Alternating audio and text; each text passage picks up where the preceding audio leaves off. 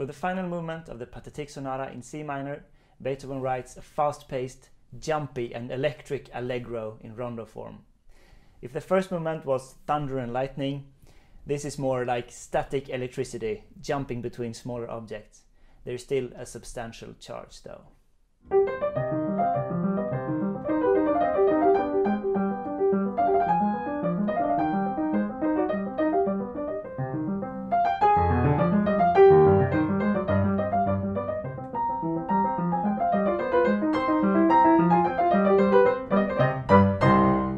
Now, this is feeling much more to the Mozart side than the romantic side that we had in the second movement.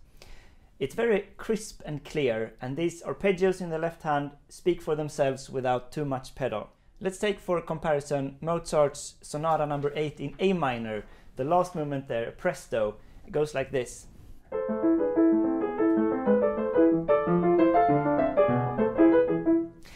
And back to Beethoven, we have this. Now, the upbeat here, this idea is also in the first movement. The second subject there is this one. So, it's upbeat, and in the third movement, it's a very nice detail tying the movements together.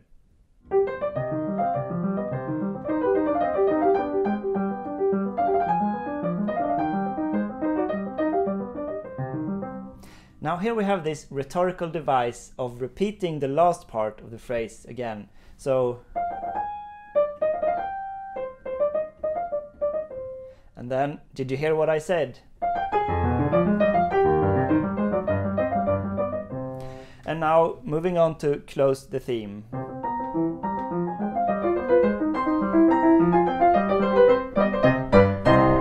Yeah, now we're sure this is Beethoven and not Mozart. This is some heavy stuff. And that's the whole theme. It's quite short.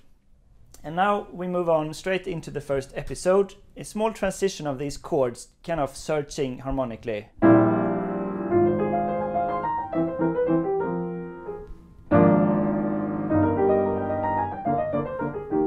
And we eventually end up in E flat major, the relative major to C minor. And I'm going to play the whole episode. It starts off more melodic as a contrast to the theme, the energetic theme. But then the energy level rises again quite soon, and we get some electric triplets and scales and arpeggios. And in the middle of all that, there's a moment where it calms down a little bit, like we have a thought to think about it, but then it goes off again. So...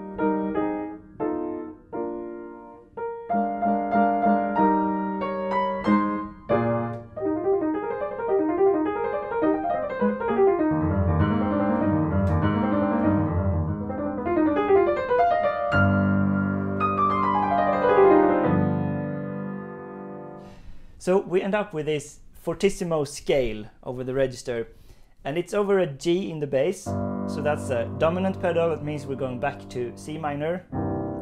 And this scale, it's a C minor harmonic scale. So a harmonic scale has this exotic interval between A flat and B natural.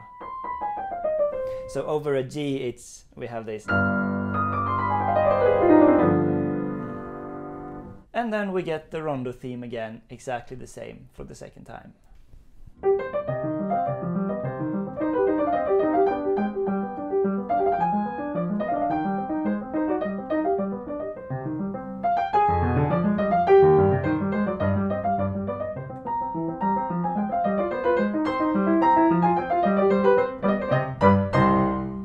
Now we get something completely new for the second episode. It's lower energy again. it's in A flat major and it's longer note values.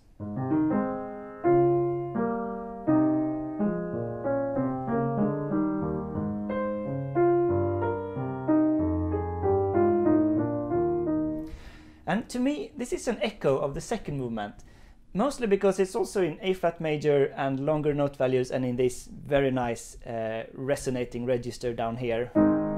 So the second movement.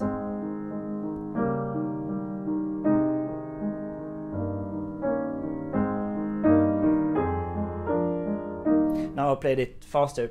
But we also have this similarity in the melody of falling fifth. So the third movement. So falling fifth, falling fifth. And in the second movement, the second part of the theme, it goes like this.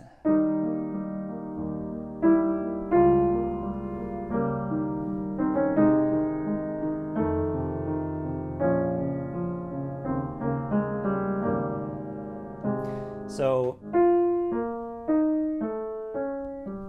it's kind of the same falling fifth, not exactly the same.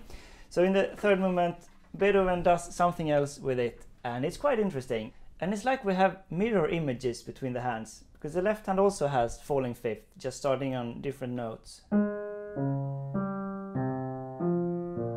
And then we get this idea 4 times, and it's kind of flipped around between the hands and in different registers.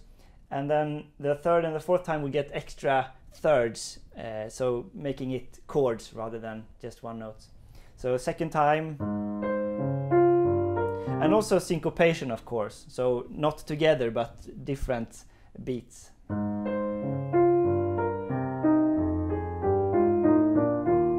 Now chords and higher register.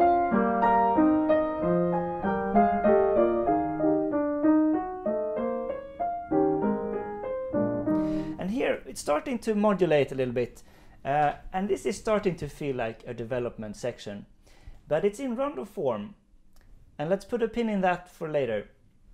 Here we continue with this idea of falling fifths, and now we get extra scales between the hands and really developing it a little bit.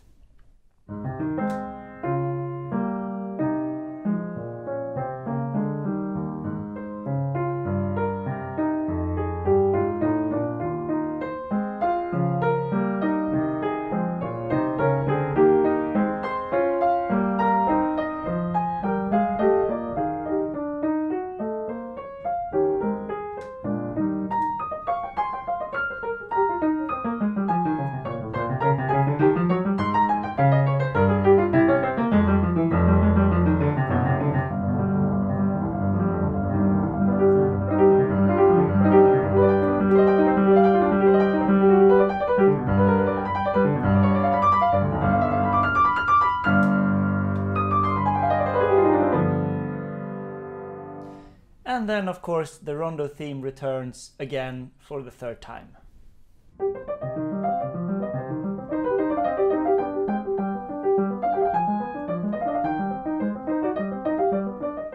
But now we go a different route than the first time.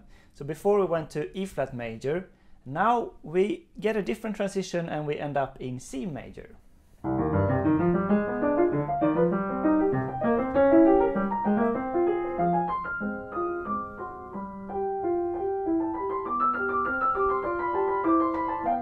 And here we get the third episode in the rondo, which is kind of the same as the first episode. It's the same material, it's just now we're in C major instead. We get this lovely kind of a heaven moment in this high register, and it, opens up.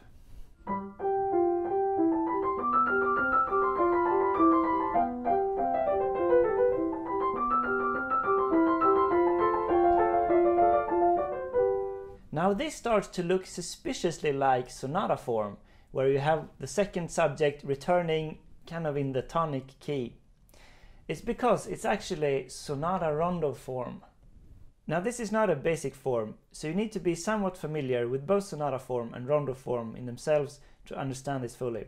But we basically superimpose the sonata form structure onto the rondo form. So if we call the theme A and the first episode B, then we have the second episode C. So A and B would be the first and second subject of the exposition in sonata form, and then C would be the development. So instead of going straight to the development after the exposition, we get one round of A in between. So almost like half a repeat of the exposition.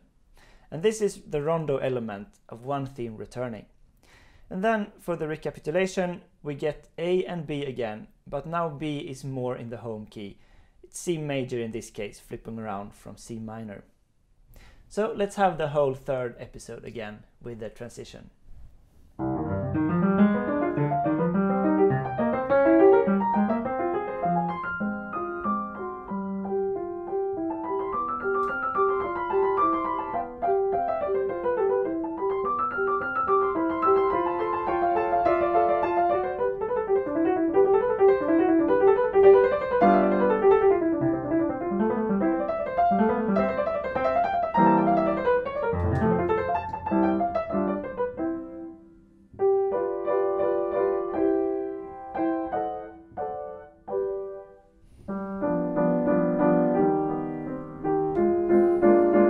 This is like a new episode developing a bit here.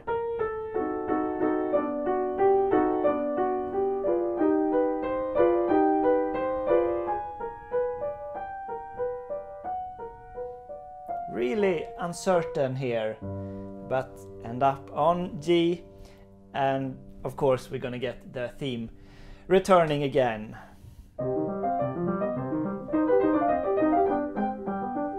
And now we're approaching the end of the piece. So this is the coda, and following the same Sonata-Rondo pattern, we get the theme as the first part of the coda. But we don't get the full theme here, because it's the fourth time. Beethoven just cuts it short and moves on instead.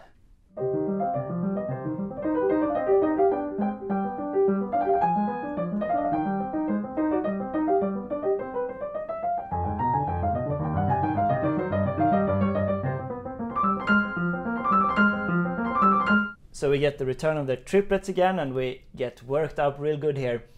Because this is not just the third movement that we're ending, it's the whole sonata. And it's not a Mozart sonata, as we've confirmed, it's the Pathétique sonata. So here we get a return of a little bit of the character from the first movement. That's angry and unpredictable.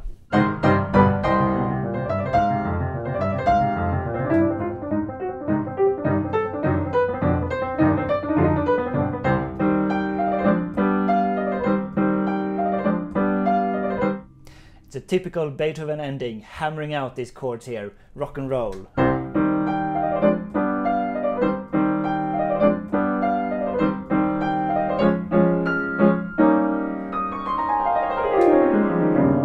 And here we get the same scale that's ending some of the other episodes, but now it's a different harmony. It's not going back to C minor. This is going to A flat major.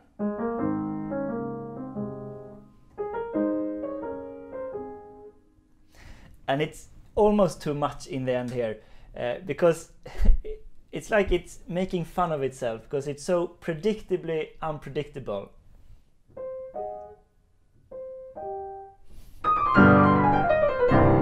You need to keep face when you perform it though, but I find this very funny. But yeah, it is ending the whole Pathétique sonata in an angry burst.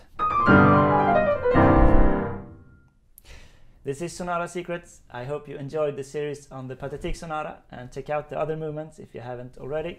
And don't forget to subscribe. And a special thank you and shout out to my Patreon sponsors JK and IC Gunnerstatter in this episode. Thanks for the support, guys.